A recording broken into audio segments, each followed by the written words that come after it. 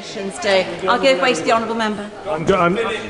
I'm grateful to the honourable lady. I just want to place on record that as somebody who wants to see a reduction in the time limit on abortions provided in this country, who would like to see independent counselling provided, who has seen many patients who've had mental health problems post self-harming, depression over 10 years, who's been present at a termination list and watched an eye go past in a tube and a cursory reference was made to it by the consultant concerned. I'm unfortunately frustrated by how this amendment has been attached in this way.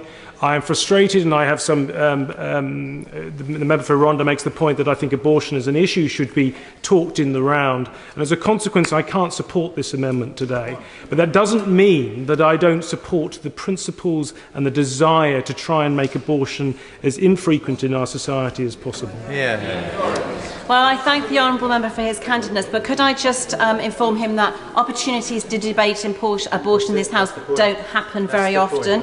In fact, the last time was 2008, when I had to table an amendment to another bill which was controversial, and the same criticisms were made that the amendment shouldn't be tabled to that bill. The fact is, I have to inform the honourable member, that the government does not make provision for abortion to be discussed in this House. So it either has to be attached to a bill like this, or you don't get it at all, unless you're draw number one in the private member's bill.